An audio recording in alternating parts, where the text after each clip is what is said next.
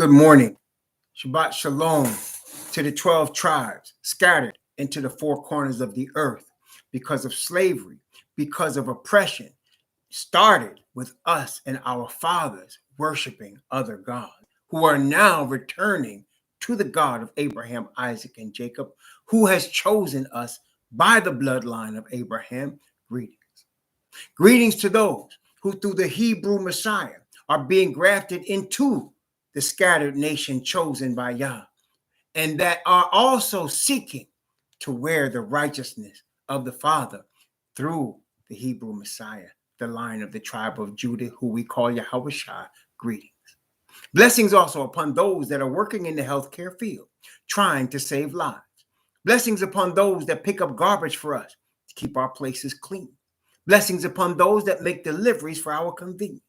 Double blessings on those trying to deliver, trying to rescue, trying to help, trying to recover babies, toddlers, boys and girls, teenagers, and adults from human trafficking, sex slavery, which is a global business run by powerful people on the earth for their perversion, as well as prostitution, child prostitution, pedophilia, child molestation, pornography, and child pornography. Blessings upon the ones trying to deliver people from these evil things, and double curses upon those operating in this demonic industry that destroys the human lives and people made in the image of the Creator. Finally, blessings upon the homeless. 600,000 men, women, and children in the United States alone without a roof over their heads, and millions upon millions around the world in the same or worse condition. Blessings upon them, for theirs is the kingdom. And blessings also upon those who are trying to help. We have been studying also greetings and blessings to everyone in the chat. Brother Kelly, Brother Williams, Brother Mark, Brother Sister Junior, Bathaman, Sister Wade, Yakoba, Brother Hines, Righteous is the Way, Sister Isha, Lonnie, Brother Lonnie, all of you, blessings upon you, and blessings on all who will join, and those of you also in YouTube land. Blessings upon you. We have been studying the prophecies of Hosea. The prophecies of Hosea. We've been studying, and we are continuing our study. We went to the first 3 chapters of Hosea, and now we're going to continue into chapter 4. And before we do, I want to do a little bit of a history lesson. A little bit of a history lesson of Hosea's people. A little bit of a history lesson. And some interesting and very important things that are signs for us in these days. You see, brethren, everything that happened to the Israelite fathers, who are the bloodline we are, the Bible says, wait, let's take a look. First, let's take a look. Let's look at, what do I want? I want Corinthians. I want a Corinthians. I'm not sure if I want the first or the second one. So hold on. I'm going to tell you right now. I want the 1 Corinthians. 1 Corinthians chapter 10. 1 Corinthians chapter 10. Yes. 1 Corinthians chapter 10. I'll begin at verse 1 and go down to verse 11. 1 Corinthians chapter 10 from verse 1 to verse 11. Moreover, brethren, I would not that ye should be ignorant how that all our fathers were under the cloud, and all passed through the sea, and were all baptized unto Moses in the cloud and in the sea, and did all eat the same spiritual meat, and did all drink the same spiritual drink, for they drank of that spiritual rock that followed them. That rock was Messiah. But with many of them, Yah was not well pleased, for they were overthrown in the wilderness. Now, these things were our examples, to the intent that we should not lust after evil things as they also lusted, neither be idolaters as some of them. As it is written, the people sat down to eat and drink and rose up to play. Neither let us commit fornication as some of them committed, and fell in one day 23,000. Neither let us tempt Messiah, as some of them also tempted, and were destroyed of the serpents. Neither murmur ye, as some of them also murmured, and were destroyed of the destroyer. Now, all these things happened unto them for examples, and they are written for our admonition, upon whom the ends of the world are come. So the things that happened to the nation of Israel are an example to us who are in these last days. And everything is an example to us. Okay? Also, the things that we saw as far as the downfall of our fathers is also the same formula of the downfall of this planet and of this current society, of this current culture and system. The same things. Okay? The difference is those of us that have been blessed to be redeemed by grace and faith in the righteousness of the only true God, Yah, of the God of Abraham, Isaac, and Jacob, have received mercy, whereas the present culture, the present system, and everything in it is built on lies and pride. And so their downfall will happen without mercy. Okay? And those of us that seek mercy while it can be found will find it through Messiah back to our Father because of righteousness. Praise Yah. So let's go through a little bit of history lesson, because in this history lesson, we're going to not only learn what happened in Hosea, but we're going to learn what's happening now. So let's start. First thing, I want to go to Deuteronomy. Deuteronomy, the book of the law, Deuteronomy. Now, we know that the Moses was the intermediary, the intercessor. Why do I say that? Moses is not of himself the Most High. He is a servant of the Most High. He is a prophet of the Most High. And so as a servant and as a prophet, he is the one through whom the Most High spoke so that he could speak to the children of Israel. Okay? He was Father's rep to talk to the children of Israel. Father commanded Moses. Moses spoke to the children of Israel. Let's look at Deuteronomy chapter 4. Again, we know what we always read in the beginning, but I'm going to read from the beginning. I'm going to read down to verse 10 instead of just reading 1 and 2 this time. We're going to read Deuteronomy chapter 4 from verse 1 to verse 10, a history lesson for the modern Israelite, the grafted in Israelite, and for what's going on in the planet today. Okay, Deuteronomy chapter 4, beginning at verse 1.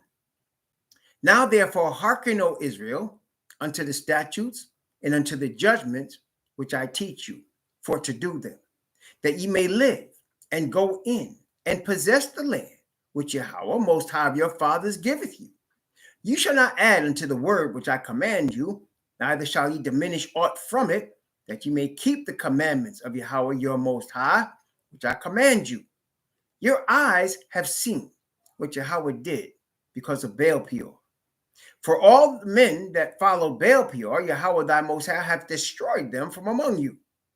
But ye did cleave unto Yahweh your Most High. Ye that did cleave are alive, every one of you, this day.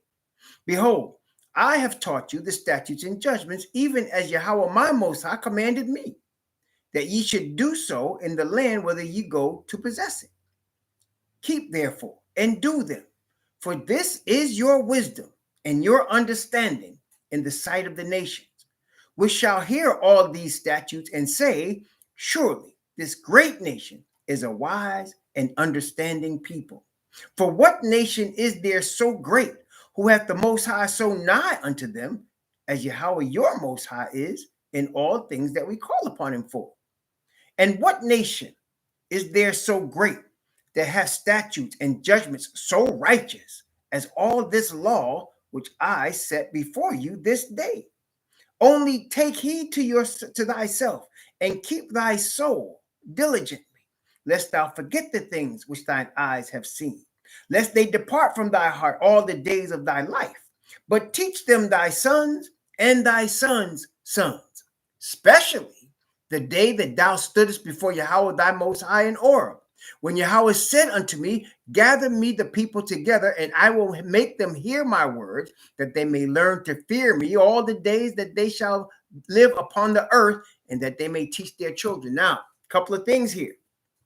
Not only did the Most High, through Moses, give us his law, his statutes, his commandments, his judgments, but he gave a legacy in that we're supposed to remember and teach our children that he spoke to our people, especially the day that thou stoodest before Yahweh in Oreb, that he taught our people. He did not teach the Egyptians, the Babylonians, the East Germans, the Italians, the Chinese. No. He wants us to remember and teach our children that Yah, the living God, spoke verbally to the nation of our fathers, and only to them. Now, if we don't even know who we are, how will we know that, right?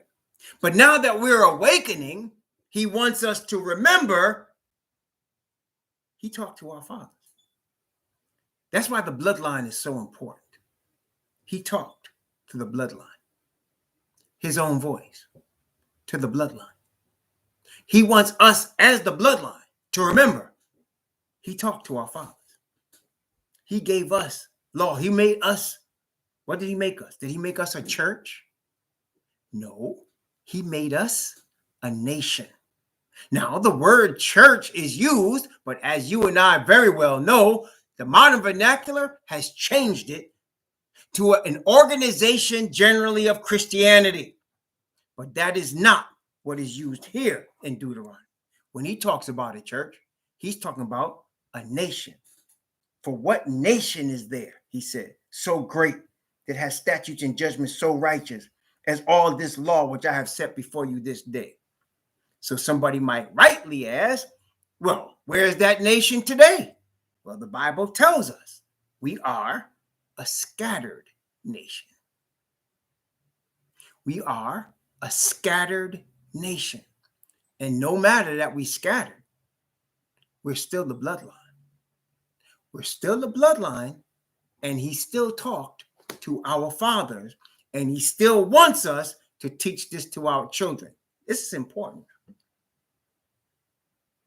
Once I was working in a convenience store, and a Caucasian Christian man came in, telling me how he's teaching his children about the Lord.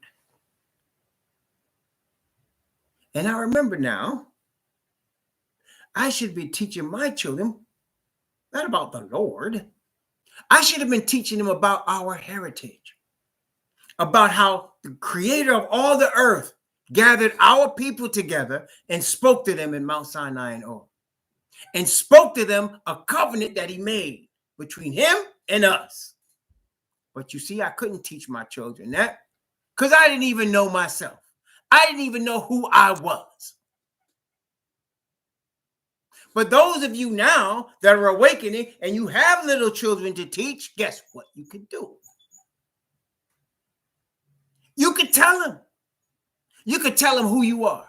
You could tell them how you got here. You could tell them how you're chosen. Now, somebody might ask, well, what about all the other people of the earth? What are they supposed to tell their children? That we are serving the God that spoke to the Hebrews. That we're looking to serve the God that spoke to the Hebrews. Somebody said, well, who's the Hebrew? Well, those are the people, you see the brown people that came here in slavery? Those are the Hebrews. And thousands of years ago, the one that made the trees and the sky and everything and the grass and the animals, he spoke to them. And he chose them. And he sent a Messiah to redeem them and then us too. That's the story. That's the true story, according to the word. He said, especially the day, he said, teach your children about that day when you stood. Now, obviously, generations would pass that weren't there, right? Generations would pass that actually weren't there. He's speaking right here in Deuteronomy to people who were there that day, eyewitnesses. And he's telling them, teach your children and your children's children of what happened. Okay? Don't change, don't take away, don't add to, teach them. That's the history. So that all Israel should always know who they are, what their history is, what the commandments are, what the covenant is. All Israel should know that, even going into Hosea's day. Right? Okay. Let's go. Oh, wait. In this same chapter, before we go, let's look at verses in the same chapter 4, verse 26 and 27. I call heaven and earth to witness against you this day, that ye shall soon utterly perish from off the land whereunto ye go over Jordan to possess it. Ye shall not prolong your days upon it, but shall utterly be destroyed, and Yahweh shall scatter you. There it is. We don't have to look for it. Scatter you among the nations, and ye shall be left few in number among the heathen, where Yahweh shall lead you. So he prophesied even the same thing. Teach your children my statutes, my commandments, my judgments. Teach them, especially the day that I talked to your fathers face to face from Mount Sinai, and I gave them the covenant. Don't forget, because if you do, I'm going to scatter your nation. I'm going to scatter your nation among the heathen. Teach that to your children.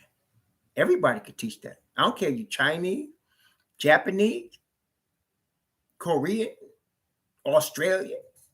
Everybody could teach that. If you want to follow this here book, you want to follow this God, everybody could teach that. Yeah, there's these people, they were in slavery. Why? Because they worshiped other gods instead of the God that got them out of the land of Egypt. He showed himself to them from Mount Sinai. He spoke to them, and they were put in slavery because they started worshiping other gods. And he sent them a Messiah to redeem them. And that same Messiah, we can worship also the Father through him, and he can redeem us. He's their Messiah. Yeah, that's a different teaching of the gospel, is it not? Is it not? Yet it's true, isn't it? Okay. Let's stay in Deuteronomy for a second. Let's go to Deuteronomy chapter 6. Deuteronomy chapter 6. He's going to say basically the same thing, but he's going to add a little twist to it.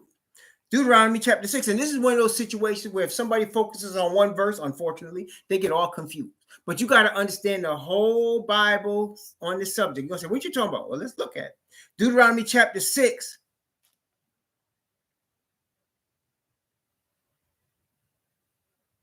Let's see. I'm going to start at verse 17. And I'm going to go from 17 to 25. Deuteronomy chapter 6, from 17 to 25. Ye shall diligently keep the commandments of Yahweh your Most High, and his testimonies and his statutes, which he hath commanded. And thou shalt do that which is right and good in the sight of Yahweh, that it may be well with thee. And thou mayest go in and possess the good land which Yahweh sware unto thy fathers, to cast out all thine enemies from before thee, as Yahweh has spoken. And when thy son asketh thee in time to come, saying, what meaning these statutes, these testimonies, and the statutes and judgments which Yahweh our Most High have commanded you, and thou shalt say unto thy son, we were Pharaoh's bondmen in Egypt. We were in slavery in Egypt. We were. And Yahweh brought us out of Egypt with a mighty hand. We're supposed to teach our children that. We're supposed to teach our children that. We were in slavery in Egypt. And our God brought us out of slavery from Egypt. Of course, the question would now be asked, weren't we in slavery here too? Yes. And he's going to do the same thing here. And Yahweh showed signs and wonders and great and sore upon Egypt, upon Pharaoh, upon all his household before our eyes. And he brought us out from thence, that he might bring us in to give us the land which he sware to our fathers. And Yahweh commanded us to do these statutes, to fear Yahweh our Most High, for our good always, that he may preserve us alive as it is this day. And it shall be our righteousness if we observe to do all these commandments before Yahweh our Most High, as he hath commanded us. It shall be our righteousness if we obey. It shall be our righteousness if we obey. So somebody might say, well, you get righteousness by works then. No. Let's look some more. We know, of course, if you study the scriptures, if you study one or another, you know you don't get righteousness by works. So then he's asking for you to obey. Well, how do you obey? How do you obey? How do you keep the commandments? Through the power of our Father's Spirit. Does Moses talk about that? Yes, he does. In fact, he does more than talk about it. He actually demonstrates it. Let's look at Exodus chapter 34. He actually demonstrates it. Exodus chapter 34. I'm going to begin in Exodus 34, beginning at verse 27. Exodus 34, beginning at verse 27. I'm going to read down to verse 35. From 27 to 35 of Exodus chapter 34. And Yahweh said to Moses, write thou these words. For after the tenor of these words, I have made a covenant with thee, Moses, and with Israel, the chosen. And he was there with Yahweh 40 days and 40 nights.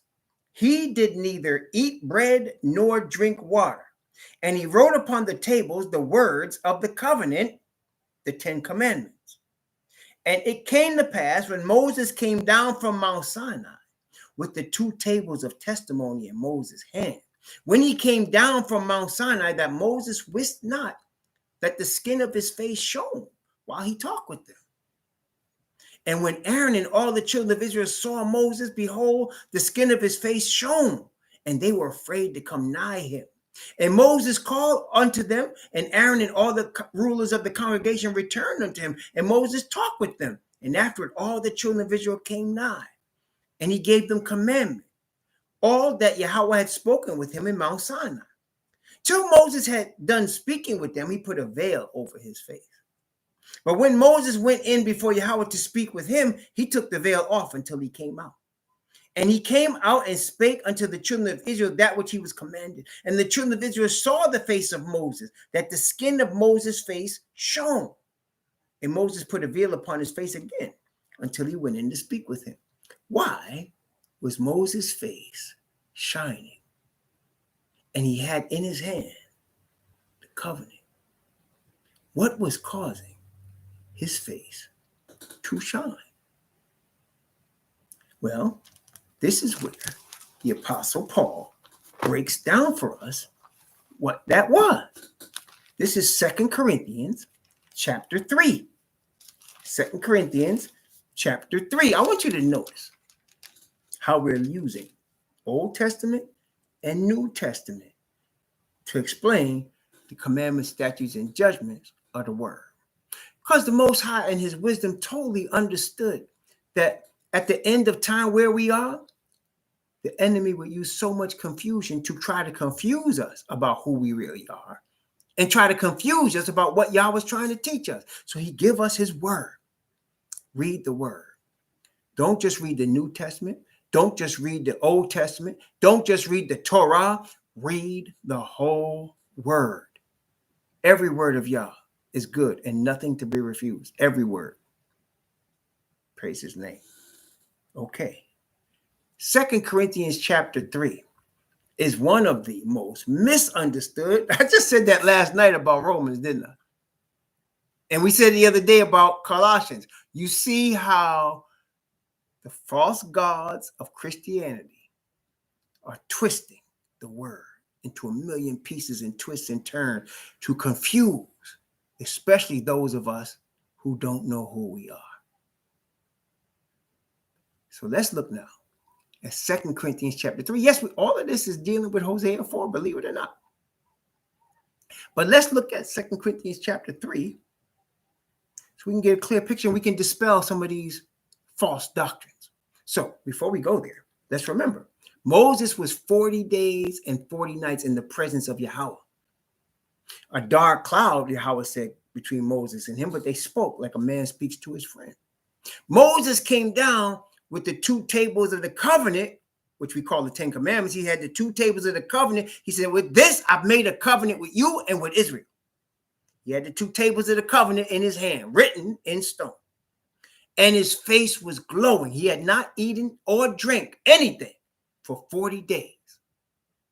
And his face was glowing. And he was carrying the 2 tables on stone back to the children of Israel. And his face was shining so brightly, he had to put a veil on his face because they were scared of him. Okay. 2 Corinthians chapter 3, beginning at verse 1. Do we begin again to commend ourselves, or need we, as some others, epistles of commendation to you, or letters of commendation from you? Ye are our epistle, written in our hearts, known and read of all men. For as much as ye are manifestly declared to be the epistle of Messiah, ministered by us, written not with ink, but with the Spirit of the living Most High, not in tables of stone, but in fleshly tables of the heart. Let's stop here. So we understand Paul was a Hebrew of the tribe of Benjamin. And when he says we, he's talking about the Hebrews that came with him to teach the Gentiles and to teach the Hebrews that were among the Gentiles in their culture. Here, in this particular case, at Corinth. And he says, you are our epistle, known and read of all men. You are manifestly declared to be the epistle of Messiah, ministered by us, the Hebrews. Right? You got to understand what's going on. So he's a Hebrew. He's ministering to the Gentiles, the Hebrew Messiah. And he says, now, because of that Hebrew Messiah, his righteousness caused you to be connected to the nation, the scattered nation. And you are manifestly declared, you the epistle, you the living epistle, because you were ministered to by us. Okay. Verse 4. And such trust we have through Messiah to Yahweh. Not that we are sufficient of ourselves to think anything as of ourselves, but our sufficiency is of Yah, who also hath made us able ministers of the New Testament. Now, people will say, well, see, that's the New Testament. That's this book right here. No. When the word testament is what? It's the word covenant. Covenant. We are able ministers of the new covenant. Ministers of the covenant. The new covenant, which the Bible says is for Israel and Judah. Ministers of the new covenant of Israel and Judah. That's what the Bible teaches. That's what the new covenant is in both Hebrews and Jeremiah. The new covenant is between Israel and Judah. Why is he talking to Gentiles about that? Because they are entering into that covenant that Most High made with Israel and Judah. See why you got to be careful how you read these things and how off the Christianity teaching is about this? Would they ever mention this when you study this? Yet, what I just said, is it true or not? Was Paul the tribe of Benjamin or wasn't he? Was Apollos an Israelite or wasn't he? Was Peter an Israelite or wasn't he? How about Barnabas? Was he an Israelite or wasn't he? Yes, he was a Levite. And as Peter, James, and John were ordained to go to the Hebrews, these men were ordained to go to the heathen, which included Israelites among the Gentiles, the uncircumcised. And they went with this message of the new covenant with Israel and Judah to share with heathen who would receive it because of the Hebrew Messiah. They would receive the gospel of Messiah. In the gospel of Messiah, he says, I am not ashamed of the gospel of Messiah, for it is the power of Yah unto salvation to everyone that believes, to the Jew first, and also to the Greek. For therein, that is in the gospel of Messiah, is the righteousness of Yah revealed. So he came to reveal Yah's righteousness to the heathen through the Hebrew Messiah, with a covenant made with Israel and Judah. Let's continue. Verse 6. Who hath made us able ministers of the New Testament, not of the letter, but of the Spirit. Of the Spirit. For the letter killeth, but the Spirit giveth life. But if the ministration of death written and engraven in stones was glorious, so that the children of Israel could not steadfastly look upon the face of Moses. Now, this is a very important verse. This is something we got to look at very closely. Watch what it says. I'm going to read it just as it said. Okay, watch. But if the ministration of death written and engraven in stones was glorious, so that the children of Israel could not steadfastly behold the face of Moses for the glory of the countenance, which glory was to be done away. Now, look closely at that word in the King James Bible. What word? The word glory. What do you notice about the word glory in that verse? It was italicized. Why is that important? It was added by the translator. Because really and truly, it doesn't make sense. You're going to do away with Yah's glory? Now read it without the word glory, which was added, and let's see what it says. Behold the face of Moses for the glory of his countenance, which was to be done away. What was to be done away? Moses' countenance? Behold the face of Moses? Wait, let's continue. How shall not the ministration of the Spirit be rather glorious? For if the ministration of condemnation be glory, much more the ministration of righteousness exceed in glory. What righteousness?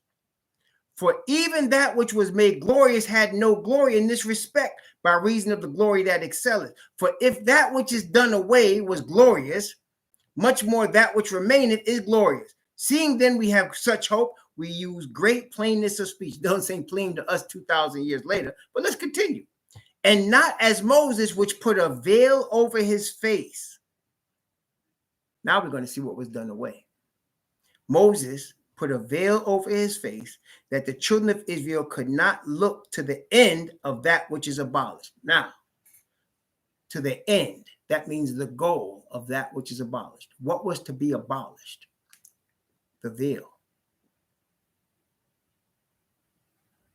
See, most people don't get that. It was the veil that was to be abolished. Remember once, back in the day, I don't know if they still do it, but I had a friend. She was a girlfriend, and she was a year ahead of me, so she had went to college a year before me. And she told me about this game that they played on freshmen in college.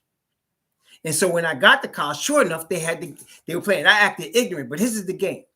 They get a bunch of girls, pretty girls, and they put you in a room with them. And they have a chair in the middle of the floor in the room. They turn off the lights, and one of the girls begins to tell you a story.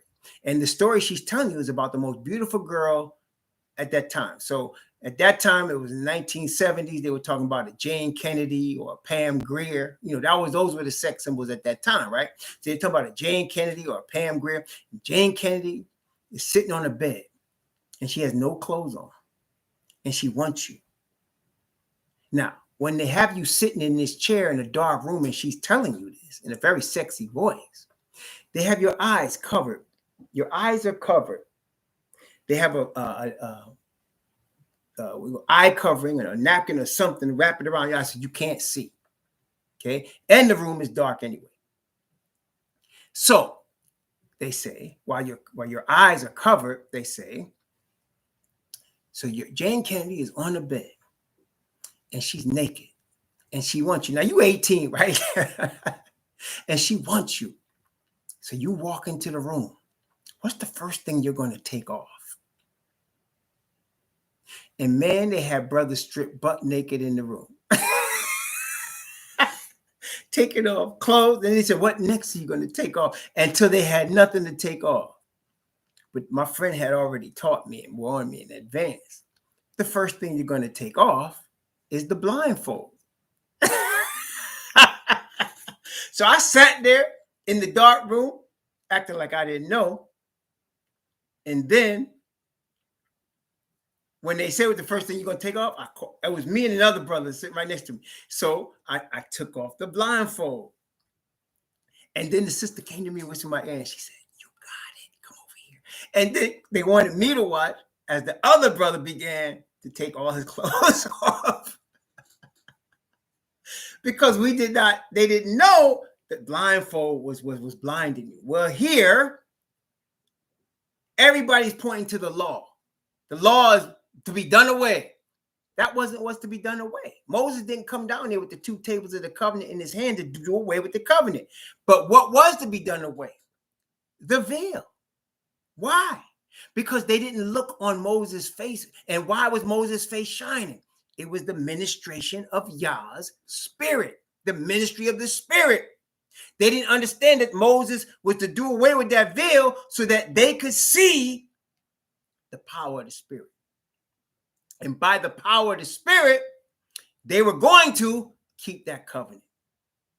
But you see here, he's explaining it. And even here, Christianity messes it up. They be telling you, "Oh no, it's the law done away with right here. It's to be done away." But when you understand, when we done read the scripture, and it said, "Keep my commandments and statutes and judgments," he's not doing away with that. He doesn't change. He's forever. But obviously our fathers somehow lost their way. So they stopped keeping them. They added laws to it. And they had Pharisees come along and Sanhedrin and all of that. And they worshiping other gods and making another religion. And the veil was to be done away. Let's go back now. 2 Corinthians chapter 3, verse 12. "Seeing then that we have such hope, we use great plainness of speech, and not as Moses, which put a veil over his face, that the children of Israel could not steadfastly look to the end of that which is abolished. But their minds were blinded. For until this day remaineth the same veil, untaken away, in the reading of the Old Testament, or the Old Covenant, which veil is done away." See, he makes it plain. The veil was to be done away, so that they can steadfastly see the glory of Father's Spirit and its connection to the covenant. Without the glory of the Father's Spirit, all you see is 2 tables of stone with words on them, and you trying to obey in your own strength, which is a failed exercise. How can a sinner, born a sinner, with a human nature, keep a spiritual command? You need a spirit to help you. Messiah told, remember he told Nicodemus, "You have to be born again of the water and the spirit." This is the Israelite Messiah, the Lion of the tribe of Judah, talking to a brother from Judah. You need to be born again in the spirit and the water. You be cleansed by the water, by faith. That is the baptism of repentance, and receive Father's Spirit. Otherwise, you can't see the kingdom. You can't understand it. You won't be able to get in it. But they say, Paul is saying the veil is still there, because they didn't understand that the veil was to be taken away in Messiah. That is now revealing perfect righteousness. See that? Let's continue. Verse 14 again. "But their minds were blinded. For until this day remaineth the same veil untaken away in the reading of the Old Testament, which veil is done away in Messiah." The old covenant. The old covenant without the spirit. The new covenant emphasizes the spirit.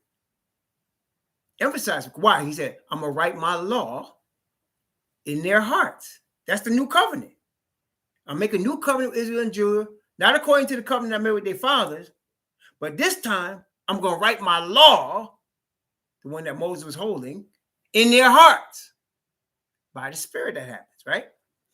Verse 15. "But even unto this day, when Moses is read, the veil is upon their heart," because they're not seeing the power of the Spirit that comes with the covenant. "Nevertheless, when it shall turn to the master, the veil shall be taken away." Now, the master is that Spirit. That's Messiah. And where the Spirit of the master is, there is liberty. There's freedom. Because now it's not you trying to obey the commandments. It's the power of the Spirit of righteousness covering you, giving you grace to obey the commandments. But we all, with open face, beholding as in a glass the glory of Yahweh, are changed into the same image from glory to glory, even by the Spirit of the Most High. Or the Spirit of the Messiah, whichever you want to say. Same righteousness. Okay, so we're beholding righteousness and we're receiving a spirit, and that changes us into righteousness. Except you be born of the water and the Spirit, you shall in no wise see the kingdom of heaven or enter into it. Now, with all that in mind, now we got a little history. We know where our fathers came from. We know that they were given the commandments. We understand that we were told, teach your children. Teach your children what I showed you. Teach your children what you have seen, that you saw my face glowing, that you saw the covenant. Teach your children that we stood on Mount Sinai and Father gave our people this covenant. Teach your children. That's where you come from. Teach your children diligently, he said. So now, Israel as a nation has this history. Let's go now to Hosea chapter 4. Hosea chapter 4. So we saw in the first 3 chapters how the Most High uses the relationship between a husband and wife the wife being an adulteress to illustrate his relationship with Israel. In this case, he's talking about the northern tribes of Israel.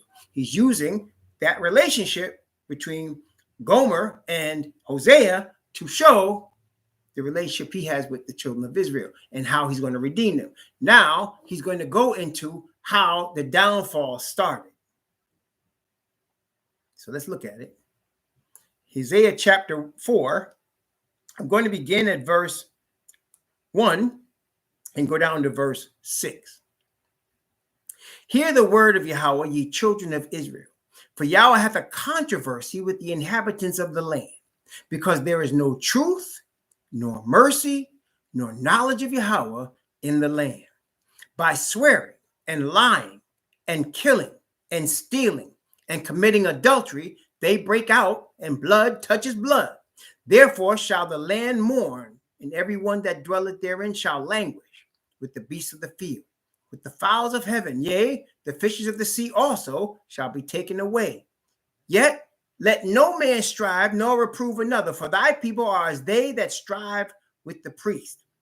Therefore thou shalt fall in the day, and the prophet also shall fall with thee in the night, and I will destroy thy mother. My people are destroyed for lack of knowledge. Because thou hast rejected knowledge, I will also reject thee. Thou shalt be no priest to me, seeing thou hast forgotten the law of thy Most High. I will also forget thy children. Now, people look at this wrong in that they're thinking, well, the lack of knowledge means we just ignorant, right? That's what lack of knowledge is. If you have lack of knowledge of a subject, no matter what the subject is, you can safely say you're ignorant of that subject. Is that correct? So somebody might ask me about advanced physics, quantum physics. Well, I'm ignorant of quantum physics. I don't know nothing about quantum physics. I've never studied quantum physics. That's ignorance. Okay? It's like the Muslims who only know the Quran. They've never studied what we're looking at here. They don't know nothing about it. They're ignorant to it. You understand? So that's ignorance.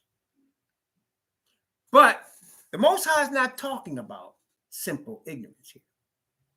If you look at verse 6 closely, what does he say?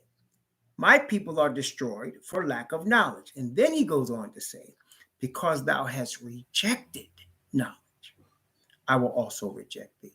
So it's not a lack of the understanding. It's having been given the understanding, rejecting it. So now you're changing from basic ignorance to willful ignorance. Willful ignorance means you either have opportunity to know better or you've been given better and you've rejected it to act like you're ignorant.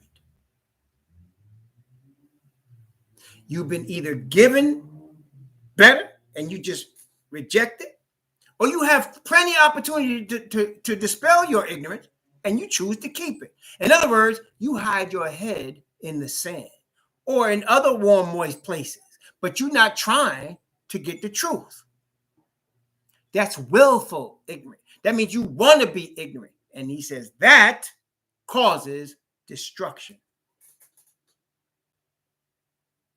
So here, let's take a look at our people first. Hosea, so the northern tribes. We just went through the history. They were told who they were. They knew where they came from. They knew that their forefathers were enslaved, and they knew they were delivered by Yah.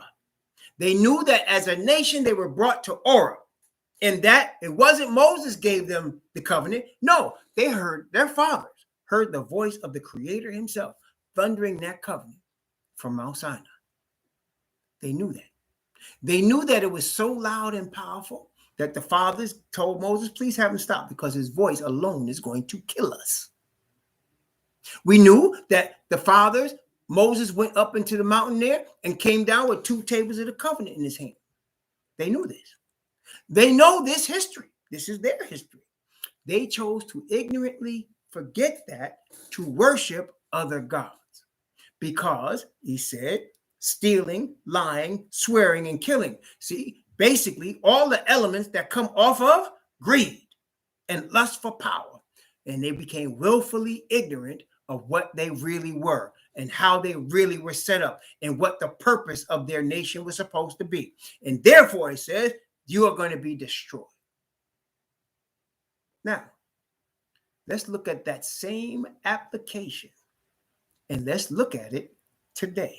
Last night, we discussed how the colonial powers, the colonizing powers, understand very well that they're never going to let the people they have colonized ever gain equal power with them. It will never happen. As long as they can do it, they're going to suppress, stop, use every available means, whether it be cooperative or non-cooperative, whether it be bribery or murder or whatever it needs to be to stop anybody they colonize from becoming equal in power with them.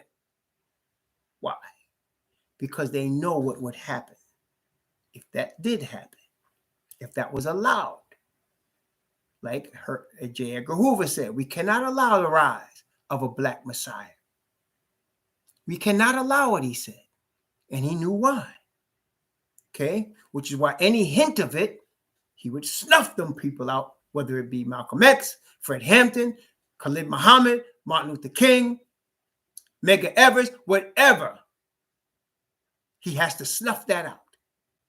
Now, those that he sets up, that he allows, he keeps alive. Like Al Sharpton and Louis Farrakhan.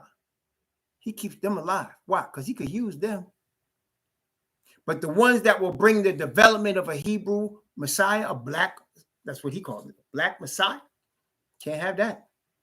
Can't have that at all, because that would be trouble for the present kingdom.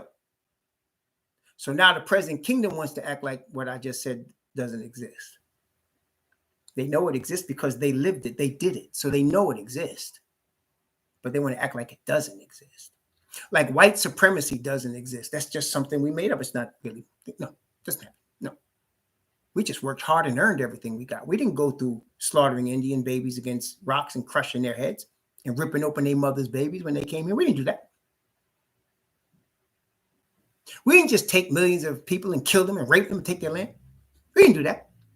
We didn't set up puppet governments in other countries to take over other countries. We never did that. Doesn't exist. But the Bible exposes them.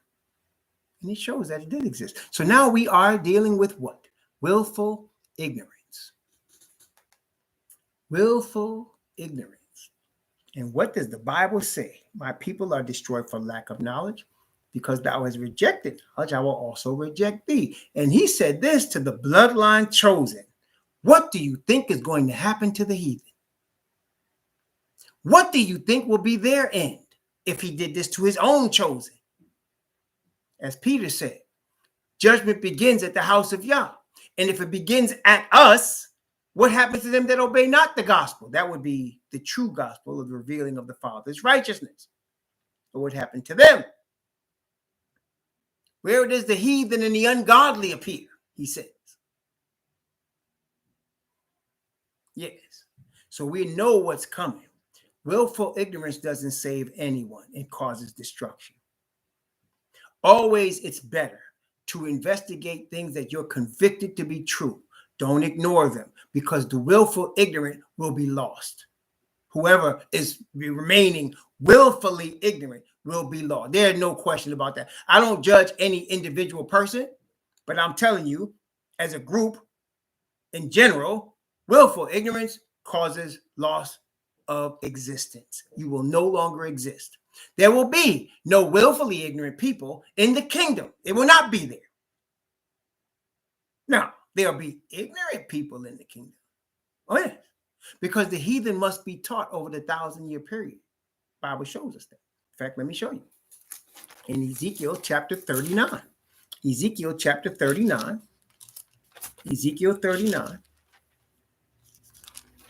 And I would admonish you to read the whole thing, but we're gonna stop at we're gonna start at verse 21. Ezekiel 39, by the way, is Revelation chapter 19. So let's look at Ezekiel 39, beginning at verse 21. I will set my glory among the heathen, and all the heathen shall see my judgment that I have executed, and my hand that I have laid upon them.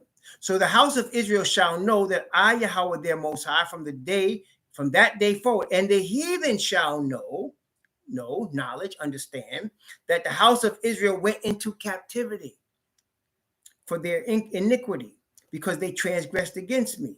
Therefore hid I my face from them and gave them into the hand of their enemies. So fell they all by the sword, according to their uncleanness, according to the transgressions have I done unto them, and hid my face from them. Therefore, thus saith the Most High Yahweh, now will I bring again the captivity of Jacob, and have mercy upon the whole house of Israel, and will be jealous for my holy name. After that they have borne their shame in all their trespasses, whereby they trespassed against me, when they dwelt safely in their land, and none made them afraid. When I have brought them again from the people, and gathered them out of their enemies' lands, and am sanctified in them in the sight of many nations, then shall they know that I am Yahweh, their Most High, which caused them to be led into captivity from among the heathen, but have gathered them into their own land, and have let none of them any more there. Neither will I hide my face any more from them, for I have poured out my spirit upon the house of Israel, saith Yahweh. So the heathen are going to learn this. They're going to learn this, those that were not willfully ignorant, but just plain ignorant. But you won't see any willful ignorant ones there. People that are rejecting knowledge, rejecting truth, because they just want to hide it for their own purposes, whatever that be, of some sort of corruption. The Most High will never hide truth. And he will never be with anybody that hides truth, because to hide truth makes you a liar. And no liar will ever enter into the kingdom. No liar is going to be there. Word says that. Okay? The word says that. No liars are going to be there. In fact, let's go to Isaiah. Isaiah, we got to get two witnesses. Isaiah.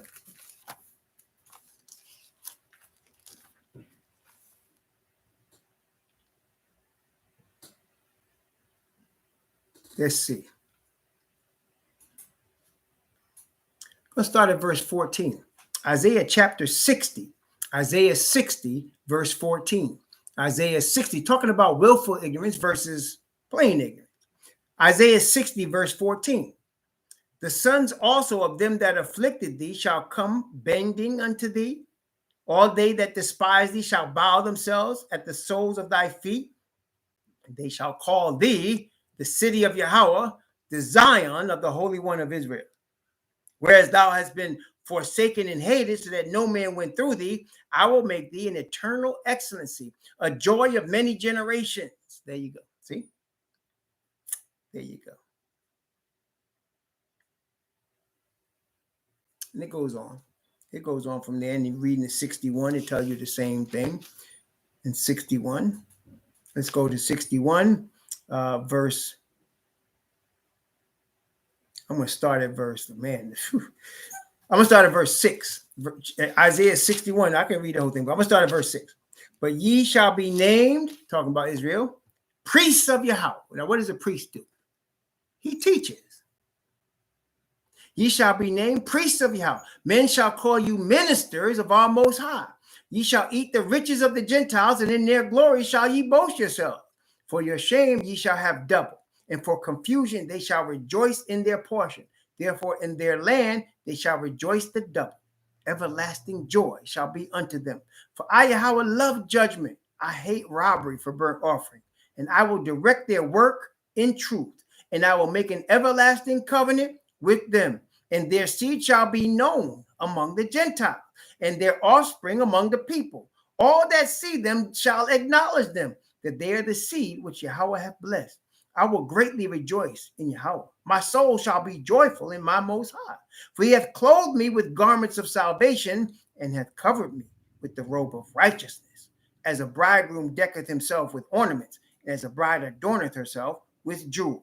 For the earth bringeth forth, as the earth bringeth forth her bud, and as the garden causeth the things that are sown in it to spring forth, so the Most High Yahweh will cause righteousness and praise to spring forth before all nations. So the priests are going to teach the nations of the ignorant. The willful ignorant won't be there, though, because they had opportunity, and they decided to trust in lies and to teach lies to cover crimes. But it's not going to help them in the soon coming judgment. Not going to help them. And so as it hurt us, our willful ignorance, it's going to hurt them. See? So praise the Most High.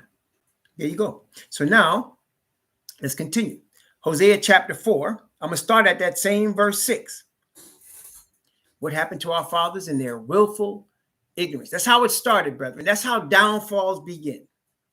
Willful ignorance means that you're rejecting what you know to be true and trusting what you know to be a lie. That's how downfalls begin. Let me ask you a question before we go forward. In the current culture, in the worldwide system that we're all in, is there a rejection of truth? Is there a rejection of truth in order to promote falsehood? Ask yourself that. If there is a rejection of truth in order to promote a falsehood, what does that tell you about the outcome that you can expect if there is a Most High Yah? What would be the outcome of that? I think we all know. Hosea chapter 4, beginning at verse 6. My people are destroyed for lack of knowledge. Because thou hast rejected knowledge, I will also reject thee. Thou shalt be no priest to me, seeing thou hast forgotten the law of thy Most High. I will also forget thy children. As they were increased, so they sinned against me. Therefore will I change their glory into shame. They eat up the sin of my people, and they set their heart on their iniquity. And they shall be like people, like priests. I will punish them for their ways and reward them for their doings. For they shall eat and not have enough. They shall commit whoredom and shall not increase, because they have left off to take heed to Yahweh. Whoredom and wine, new wine, take away the heart. My people ask counsel, their stocks, excuse me, read that again. My people ask counsel at their stocks, and their staff declareth unto them. For the spirit of whoredoms hath caused them to err, and they have gone a whoring from under their Most High. They sacrifice upon the tops of the mountains. They burn incense upon the hills under oaks and poplars and elms, because the shadow thereof is good. Therefore, your daughters shall commit whoredom, and your spouses shall commit adultery. I will not punish your daughters when they commit whoredom, nor your spouses when they commit adultery, for themselves are separated with whores, and they sacrifice with harlots. Therefore, the people that doth not understand shall fall.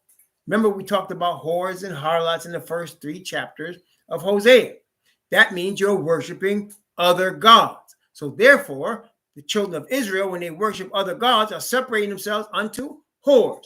Now, remember now, that's why the Bible says, wait, let's look at it. Revelation chapter 14.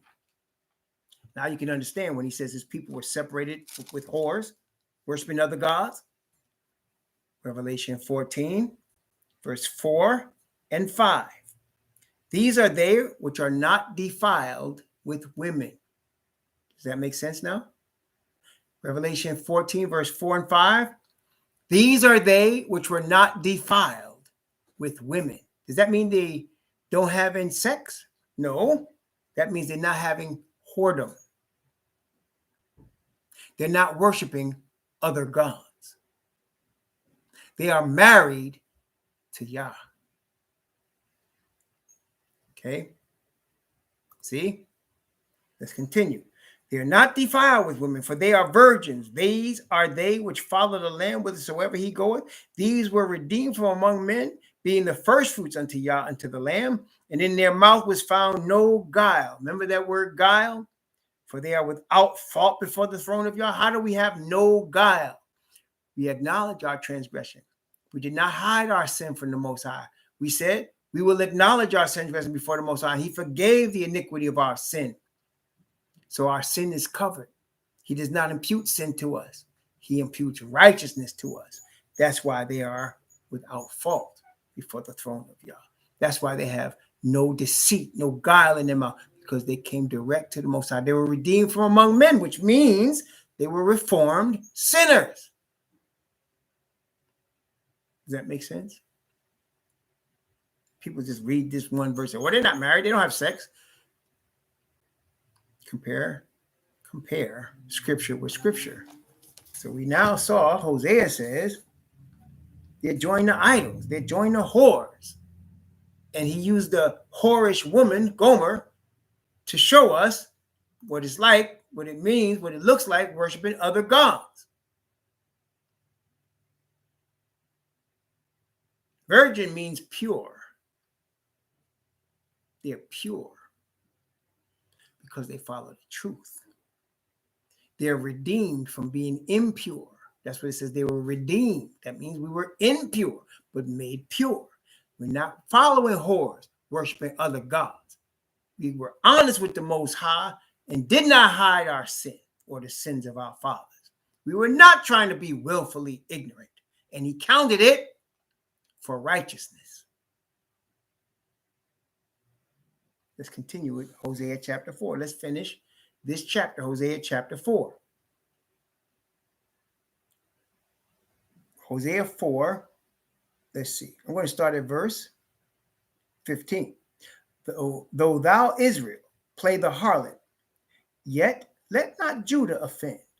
And come not ye unto Gilgal, neither go ye up to Beth-aven, nor swear Yahweh liveth.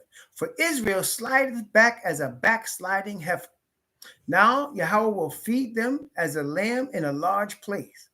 Ephraim is joined to idols. Let him alone. Their drink is sour. They have committed whoredom continually. Her rulers with shame do love, give ye. The wind hath bound her up in her wings, and they shall be ashamed because of their sacrifices. So the northern kingdom was joined to idols, and the Most High said, let him go.